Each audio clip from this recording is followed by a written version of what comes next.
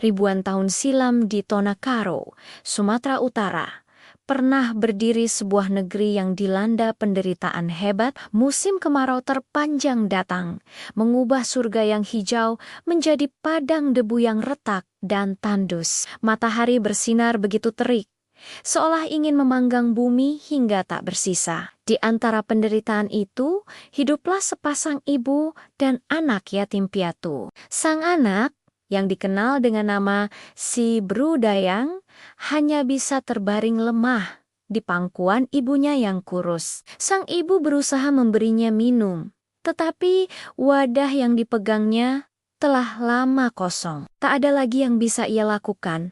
Sementara tubuh putranya semakin lemas dari hari ke hari. Bagi mereka, penderitaan telah menjadi tak terhindarkan. Hingga akhirnya, tubuh kecil si Berudayang tak sanggup lagi bertahan. Dengan napas terakhir yang begitu lemah, ia menyerah pada takdir dan berpulang ke pangkuan Sang Pencipta. Sang ibu memeluk jasad anaknya yang dingin, namun tangisannya seolah tercekat di tenggorokan. Hanya air mata yang mengalir deras membasahi pipi tirusnya. Jiwanya hancur berkeping-keping. Kepergian putranya meninggalkan lubang hitam yang tak mungkin terisi di hati sang ibu. Ia tak lagi melihat alasan untuk melanjutkan hidupnya. Dengan langkah gontai, ia membawa jasad putranya ke tempat sepi untuk dimakamkan. Setelah itu, tanpa diketahui seorang pun, ia berjalan seorang diri menuju sungai yang dalam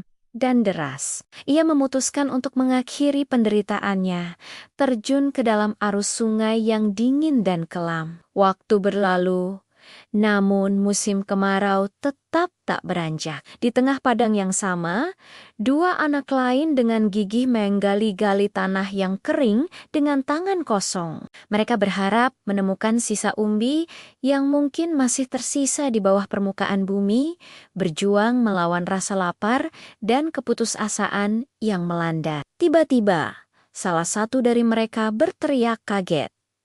Sebuah keajaiban muncul dari dalam tanah. Mereka menemukan sebuah buah berbentuk bulat sempurna, sebesar buah labu, yang tampak begitu asing di mata mereka. Tak ada satupun orang tua atau tetua di desa yang mengenali buah aneh ini. Berita penemuan ajaib itu pun menyebar dengan cepat hingga sampai ke telinga raja.